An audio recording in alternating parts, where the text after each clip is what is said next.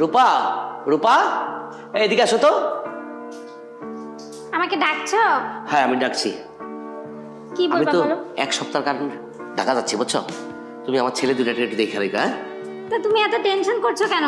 এটা আমার বলতে হয়? আমার ছেলে না, তোমার ছেলে না তো আমার ছেলে, দেখে শুনে রাখবে। সেই বিশ্বাসটুকু আছে তো, তোমাকে আমি স্মরণ করছি। ওদেরকে একটু খেয়াল রেখো, কারণ ছোট পোলারা একটু দুষ্ট, মাঝে মাঝে ঘর থেকে বাইরে জায়গা, ওটা তুমি দেখে রাখো একটু। আচ্ছা, তুমি একদম টেনশন করো না, আর দেখে শুনে যেও।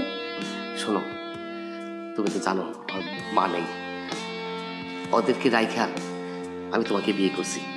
ওকে মনে কোনো কষ্ট দিও না, বুঝছো? আর আমি এই প্রথম ঢাকা যাচ্ছি 1 সপ্তাহের জন্য, আবার চলে আসবো। আচ্ছা ঠিক আছে, তো ওরা তো আমারই সন্তান, তাই না? আমি তো ওদেরকে দেখে শুনেই রাখবো। তুমি এত টেনশন করছো কেন? যাও, দেখে শুনে যেও। আচ্ছা, ওদেরকে একটু ডাকো না, ওদের সাথে একটু কথা বলে যাই। কই রে সাগর, সৈকত, তোরা কোথায়? এদিকে আয় তো। আম্মু ডাকছো? বাবা, আমি তো 1 সপ্তাহের মধ্যে ঢাকা যাচ্ছি, তোর মা একটু দেখে রাখিস। হ্যাঁ বাবা, তুমি কি যে বলো না, এটা আবার আমাকে বলা লাগে? আমার একটা সন্তান হিসেবে একটা দায়িত্ব আছে না, আমি তো অবশ্যই মাকে তো দেখেই রাখবো। তুমি এটা নিয়ে কোনো টেনশন করো না। না, টেনশন করি না তো, ছোটটা তো দুষ্টামি করে, এই জন্য একটু টেনশনটা হয়। না বাবা, ওকে নিয়েও তুমি কোনো টেনশন করো না, আমি ওকেও দেখে রাখবো। তাহলে আমি এখন আসি তাহলে। আচ্ছা যাও, লেট হয়ে ভালোভাবে। যাচ্ছে, আমি তাহলে আসি বাবা। আচ্ছা তুমি সাবধানে যাও, হ্যাঁ? আচ্ছা বাবা। গাড়ি গুড়ি দেখে যাও, আর পৌঁছে কিন্তু আমাকে ফোন করে দাও। অবশ্যই অবশ্যই, তোরা ভালো থাকো। হ্যাঁ, আসি। আচ্ছা ঠিক আছে, যাও। আম্মু তুমি কোনো টেনশনই করো না, এই যে বাবা যে গেছে, বাবার নিয়ে এত টেনশন করার কি আছে? আমি তো বাসায় আছি, তাই না? বাবা যাক, বাবার যা যা দরকারি কাজ টাজ আছে তুমি সব আমাকে বলবা, আমি করে দিব। আরে বাবা, সেটাই তো, আমি তোরা থাকতে আমার কোনো চিন্তা আছে? তোরাই তো আমার সব। হ্যাঁ আম্মু, সেটাই তো আমি তোমাকে বললাম, এই শুধু শুধু তুমি কেন যে টেনশন করো না। আর শোনো আম্মু, তোমার যখন যা লাগবে তুমি শুধু আমাকে বলবে, দেখবে আমি সব করে দিতেছি, ঠিক আছে? আচ্ছা ঠিক আছে বাবা। আর শোন, এই বাসা কিন্তু এখন কিন্তু আব্বু নাই, তার কারণে যে তুই যে সারাদিন তুই দৌড়াদৌড়ি করবি, বাইরে খেলাধুলা করবি, এগুলো কিন্তু করিস না। আচ্ছা ভাইয়া। তুই তো জানিসই আম্মু একা আর কতটুকুই বা কি করতে পারে, আর আমি তো সবসময় পড়াশোনা নিয়ে বিজিই থাকি, কখন তোর খেয়াল রাখবো আর আম্মুর খেয়াল রাখবো। তাই বলতেছি কি, একটু সবসময় একটু বাসায় থাকিস, আম্মুর পাশে পাশেই থাকিস। আচ্ছা ভাইয়া, ঠিক আছে। এই তো আমার ছেলেরা কত ভালো, সব বুঝে। আচ্ছা বাবা সৈকত, তুমি একটু পাশের রুমে যাও তো, তোমার বড় ভাইয়ের সাথে আমার একটু কথা আছে। আচ্ছা আম্মু। আচ্ছা যাও, পড়তে বসো। সাগর এদিকে আসো তো বাবা। বলো আম্মু। তোমাকে বলো। কিছু কথা বলি।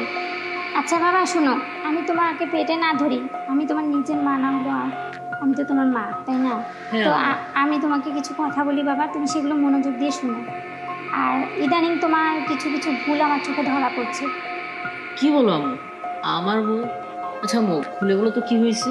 হ্যাঁ খুলেই তো বলবো, এই জন্যই তো তোমাকে এখানে ডাকলাম। কারণ হচ্ছে তুমি, তোমার ইদানিং অনেক বান্ধবী হয়ে গেছে, আর তুমি আজে বাজে মেয়েদের সাথে এত মেলামেশা করছো কেন বলো? ওই আম্মু তেমন একটা বান্ধবী না, ওই জাস্ট খালি কলেজে একটা ফ্রেন্ড আছে, ওর সাথে আর কি একটু কথাবার্তা। দেখো বাবা, আমি কিন্তু তোমার মা, আমার চোখে সব কিছুই পড়ে, আর এখন কিন্তু ভুল করার বয়স তোমার। তুমি বুঝতে পারছো না যে তুমি ভুল পথে যাচ্ছ, আর আমি তো তোমাকে ভুল পথে যেতে দিতে পারি না, তাই না? আচ্ছা দেখো বাবা, তোমার কিন্তু অনেক এখন ভুল করার বয়স, আর এই সময়টাই সব ছেলেরা ভুল করে। আর যেটা আমি দেখতে পাচ্ছি তোমার মাঝে, তুমি অনেক ভুল করতে যাচ্ছ।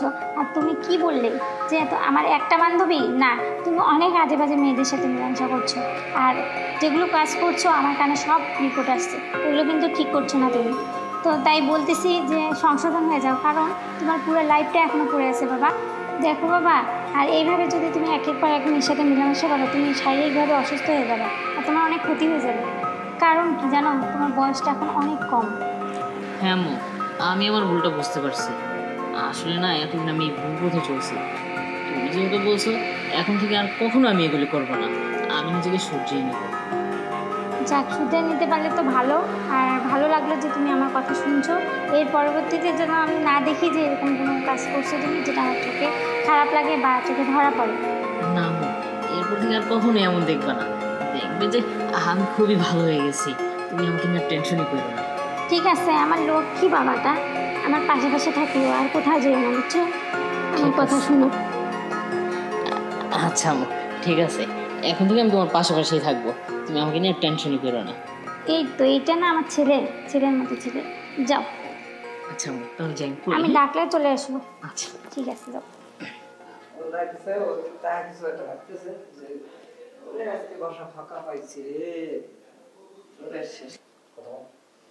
না, ঘুম আসছে না, দেখি কি করি। একটা তানিয়াকে ফোন দিই। হ্যালো তানিয়া, কেমন আছিস? ভালো আছিস? বান্ধবীর তো খোঁজে নিস না।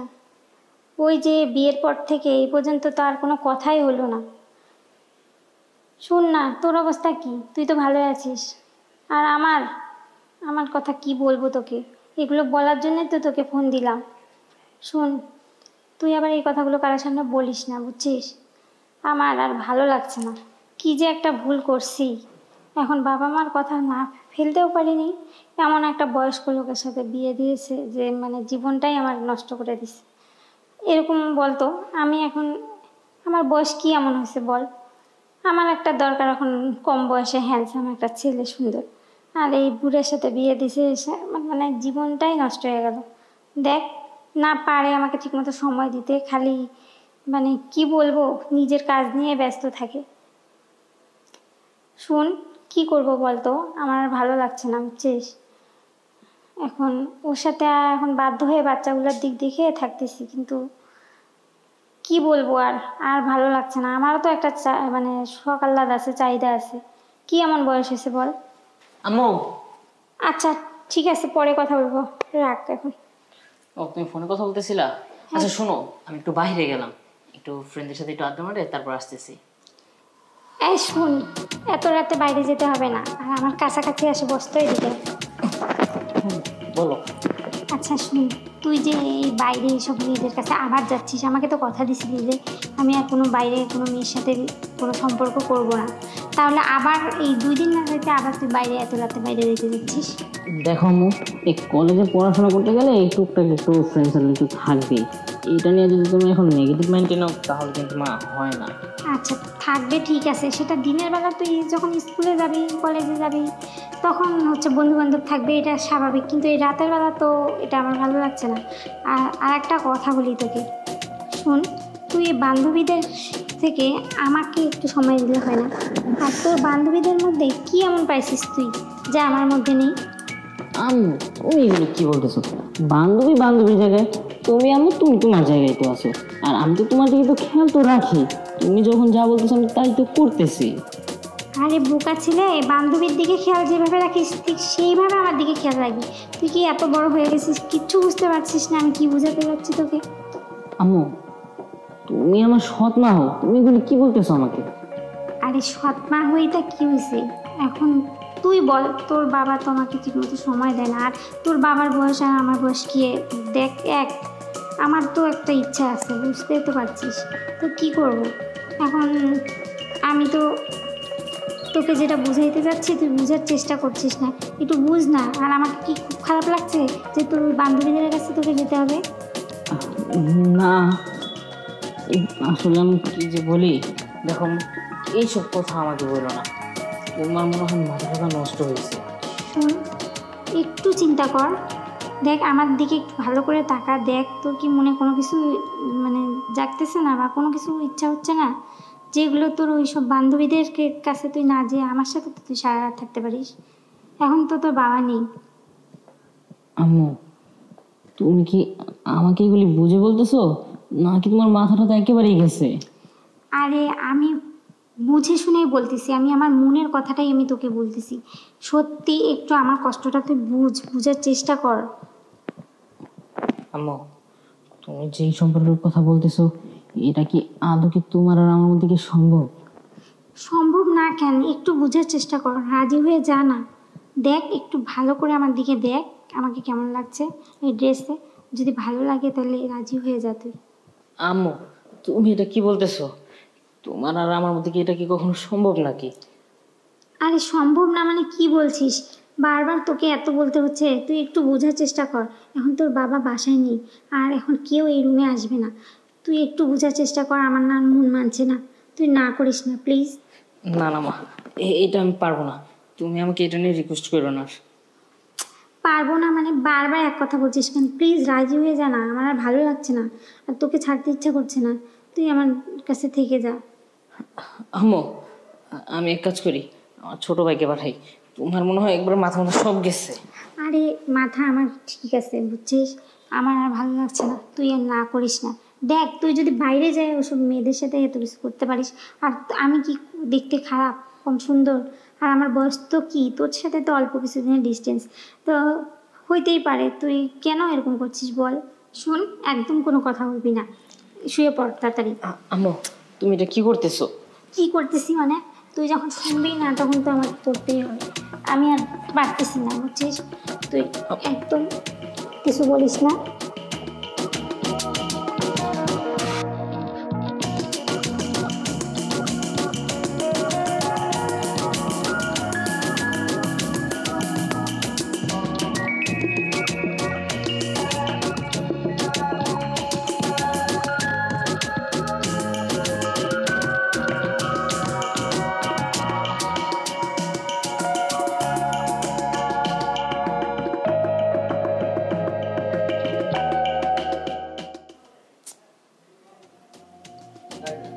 সাগর, সাগর, সাগর। হ্যাঁ আম্মু ডাকছো আমাকে? হ্যাঁ ডাকছি, শুন না, হ্যাঁ বলো। সেদিন যে শান্তিটা আমাকে দিছিস তুই, আমি এখনো ভুলতে পারছি না। আর আমার তুই চাইলে প্রতিদিনই আমার সাথে থাকতে পারিস সেভাবে, যতক্ষণ তোর বাবা আসেনি।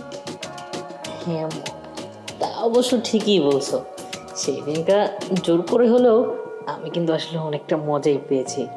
আর এই যে এতদিন ধরে যে আমি আমার বান্ধবীদের সাথে যে রুমে গেছি, আমি কোনো মজাই পাইনি। আমি যে এই মজাটা তোমার ভিতরে পেয়েছি। সত্যি বলছিস তুই? হ্যাঁ আম্মু, এখন থেকে নিয়োগ করছি কি আর কখনো বান্ধবীদের সাথে যাব না, এখন থেকে সবসময় তোমার কাছেই আসবো। এই তো এতদিন পরে বুঝতে পারছিস তুই আমার মনের কষ্টটা। আর শুন না, আসতে খুব ইচ্ছা করতেছে, কারণ সেদিনের কথা আমি ভুলতেই পারছি না। তুই আর আজকে না করিস না, আর এখনই আমরা চলছি। আজকে? হ্যাঁ আজকে বলতে এখনই, এখন তো রাত হয়ে গেছে, আর কেউ আসবে না, আর মন মানছে না। ঠিক আছে সমস্যা নেই, এখন থেকে তোমার যখনই মন চাবে তুমি শুধু আমাকে ডাক দিবে, আমি এসে তোমাকে একবার শান্ত করে দিব। যাক, তোমার যেহেতু এখন মনে চাচ্ছে, তাহলে এখনই আমাদের রোমান্স হবে। ইস, তুই যে এইভাবে বলছিস শুনে আমার এত ভালো লাগছে, আর মন মানছে না। শুন, আসলে আমি বিশ্বাস করতে পারছি না যে সত্যি তুই আমাকে এত সুখ দিছিস, আবার তুই আজকে নিজে বলতেছিস যে আমার সাথে তুই থাকবি সারা রাত, কিন্তু আমরা মন ভরে সেই সুখ নেব। আচ্ছা ঠিক আছে, আজকে তোমাকে সারা রাত ধরে আমি আদর দিব, তুমি কোনো চিন্তাই করো না। আর শুন, তোর কোনো বান্ধবীর কথা আর আমার সামনে বলবি না, ওদের সাথে কোনো সম্পর্ক করবি না। তোর যতবার ইচ্ছা, যত খুশি তুই আমার সাথে সম্পর্ক করবি, ঠিক আছে? হ্যাঁ ঠিক আছে, সমস্যা নেই। এখন থেকে তো আমি ভুলেও আর কখনো বান্ধবীদের কাছে যাব না, কারণ বাসায় যেই মজা পেয়েছি সেই মজা কি এখন আর বাইরে গেলে পাবো? হ্যাঁ, আর আমরা এখন থেকে মাঝে মাঝে তোর বাবাকে বাসার বাইরে পাঠিয়ে দেবো, দিয়ে আমরা দুজন মিলে সেই সুখ করব, বুঝতে পারছিস? আর তোর বাবাকে ভুলেও এই কথা বলবি না। না না, বাবাকে কি কখনো এই কথা বলা যাবে নাকি? তুমি কি পাগল হইছো? বাবা কখনোই জানতে পারবে না এই কথা। আচ্ছা তাহলে আর দেরি করিস না, শুয়ে পড়।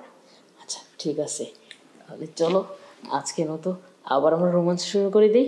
আচ্ছা শুন, সেদিন তো আমি তোকে জোর করে তোর উপরে উঠছিলাম, আজকে আমি নিজে শুচ্ছি, তুই আগে আমাকে ইচ্ছা মতো আদর কর, তারপরে হচ্ছে তুই আগে তোর মতো করে নিয়ে তারপর আমি। আচ্ছা ঠিক আছে, তাহলে তুমি শুয়ে পড়ো, আজকে আমি তোমাকে আদর করব। আচ্ছা ঠিক আছে। আজকে তোমাকে একেবারে মন ভরে আদর করব।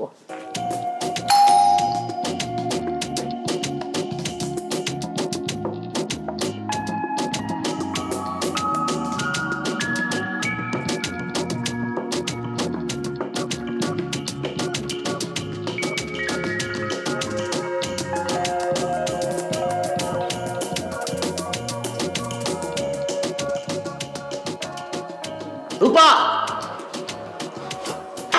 ছি ছি ছি ছি, এটা আমি কি দেখলাম? হ্যাঁ, এটা আমি কি দেখলাম? রূপা, এটা না তোমার ছেলে? তুমি ছেলের সাথে এটা করতে পারলা?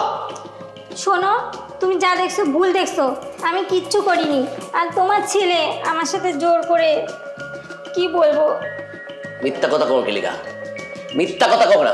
সত্যি মিথ্যা কথা বলছি না। শকত, কি হয়েছে বল আমার কাছে। বাবা আসলে না আমার কোনো দোষ নাই, আম্মু আমার সাথে জোর করে এগুলি করছে, আমি এগুলি করতে চাই না। একা আম্মু আমাকে কথা বলবে বলে রুমে এনে সবাই আমার সাথে জোর করে এইসব কাজ করছে। দেখো বাবা, আমার এখানে কোনো দোষ নাই, আমি ইচ্ছাকৃতভাবে কিছুই করি নাই। চুপ, একদম চুপ। শত হইলে তোর মা। বাইরে বাইরে যা। কি কি তোমার চাহিদা? হ্যাঁ, তোমার চাহিদা আমি মিটাতে পারি না? তোমার সাথে আমি পোষাইতে পারি না? বলো, উত্তর দাও। তুমি আমাকে মাফ করে দাও। কিসের মাপ? ভুল হয়ে গেছে। হ্যাঁ, তুমি একটা না তিনটা জীবন তুমি নষ্ট করছো। তুমি আমার ছেলে দুটার জীবন নষ্ট করছো, আমার জীবন নষ্ট করছো, আমার সাথে প্রতারণা করছো। তোমার মতন মহিলা এই বাড়িতে থাকার কোনো অধিকার নেই। তুমি বাইরে হও, তোমাকে নিয়ে আমি আর ঘর সংসার করবো না। বাইরে হও, তুই বাইরে হও, তুই আমার বাড়ির থেকে বাইরে হও। তোর মতন মাইয়া লোক আমার সংসারে থাকতে পারবো না। তুই তিনটা জীবন নষ্ট করছো, তোর মতন মাগিয়ে আমি রাখুম না। বাইরে হও, বাইরে হও। করে দাও, শেষবারের মতো মাফ করে দাও। তোর মতন নারীর মাপ নাই। বাইরে হও। শোন, দুষ্ট গরুর থেকে শূন্য গোয়াল অনেক ভালো। তোর মতো নারী কোন সংসারে গিয়া যেন কোন সংসারটারে আগুন না লাগাতে পারে, আমি সেই ব্যবস্থা করে দিছি।